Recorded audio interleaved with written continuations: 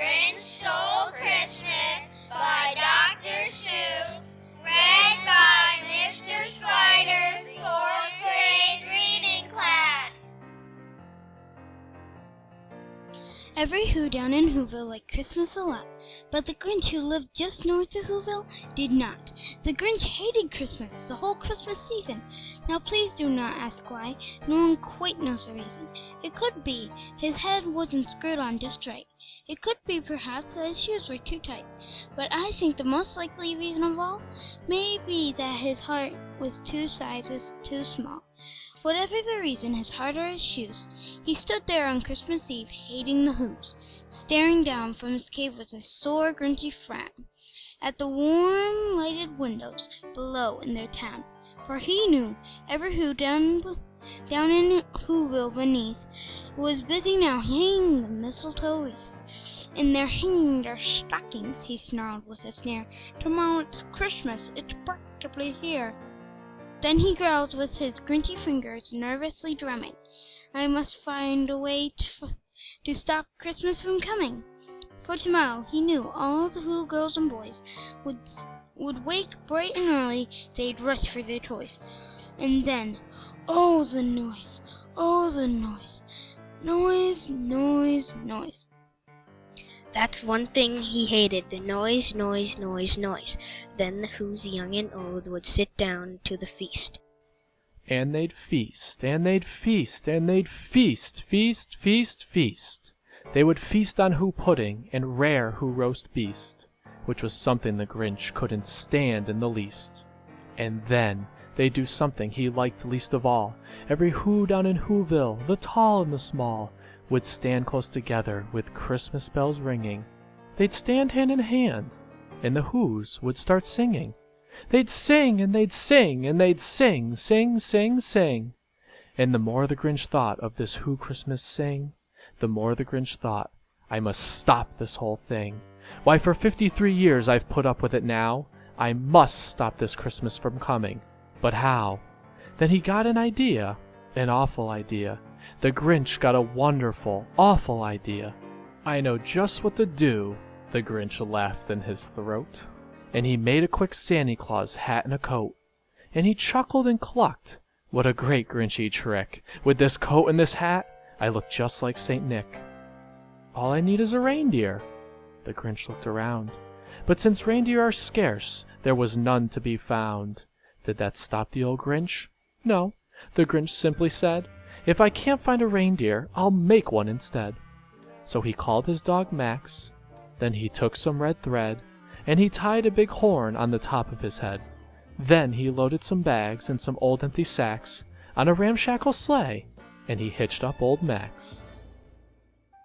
The Grinch said, get up, and the sleigh started down toward the homes where the Whos lay a-snooze in their town. All their windows were dark, quiet, snow filled with the air. All the Whos were all dreaming sweet dreams without care. When he came to the first little house on the square, this is stop number 1, the old Grinchy Claus hissed, and he climbed to the roof, empty bags in a fist. Then he slid down the chimney, a rather tight pinch, but if Santa could do it, then so could the Grinch. He got stuck only once for a moment or two, then he stuck his head out of the fireplace flue, where the little Who stockings all hung in a row. These stockings, he grinned, are the first things to go. Then he slithered and slunk with a smile most unpleasant, in around the whole room and took every present. Pop guns and bicycles and roller skates and drums, checkerboards, tricycles, popcorn and plums. And he stuffed them in bags. Then the Grinch very nimbly stuffed all the bags one by one up the chimney. He took the Who pudding, he took the roast beef, he cleaned out the icebox as quick as a flash. Why, that Grinch even took their last can of Who hash. Then he stuffed all the food up the chimney with a glee. And now, grinned the Grinch, I will stuff up the tree. And the Grinch grabbed the tree and started to shove, when he heard a small sound like a coo of a dove. He turned around fast, and he smelled a small Who. Cindy Lou Who was not more than 2. The Grinch had been caught by this tiny Who daughter who got out of bed for a cup of cold water. She stared at the Grinch and said, "Santa Claus, why are you taking our Christmas tree?" "Why, but you know that old Grinch was so smart and so slick. He thought up a lie and he thought it up quick." "Why, my sweet little tot," the flake Santa Claus lied, "there's a light on this tree that won't light on one side. So I'm taking it to my workshop, my dear. I'll fix it up there, then I'll bring it back here." In the fib fooled the child, then he patted her head and got her a drink and sent her to bed. And one Cindy Lou who went to bed with her cup, he went to the chimney and stuffed the tree up. Then the last thing he took was a log for the fire. Then he went up the chimney himself, the old liar. On the walls he left nothing but hooks and some wire, and the one speck of food that he left in the house was a crumb that was even too small for a mouse. Then he did the same thing to all the other Who's house, leaving crumbs much too small for other Who's mouses.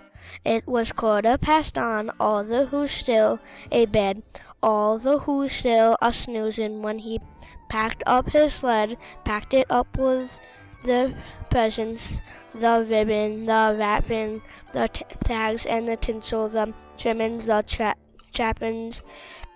3,000 feet up the side of Mount Crumpet, he rode with his load to the tippy top. It pooh-hoo to the Who's, he was Grinchy humming.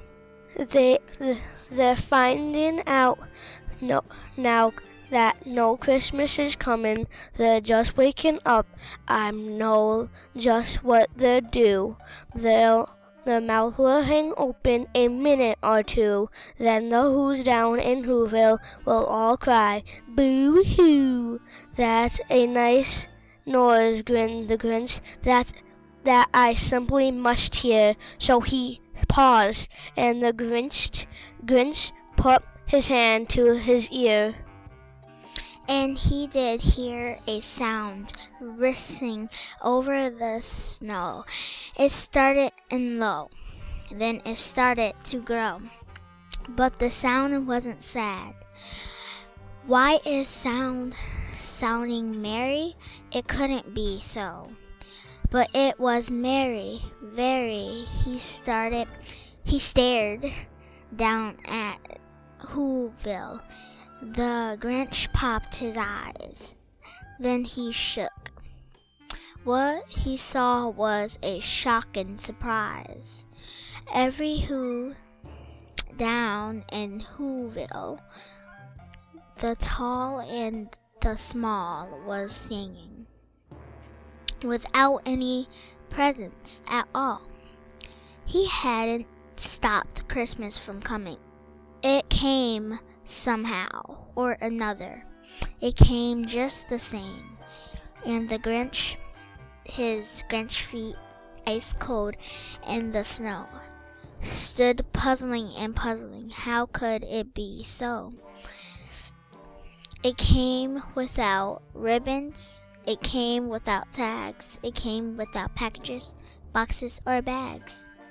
And he puzzled 3 hours until his puzzler was sore.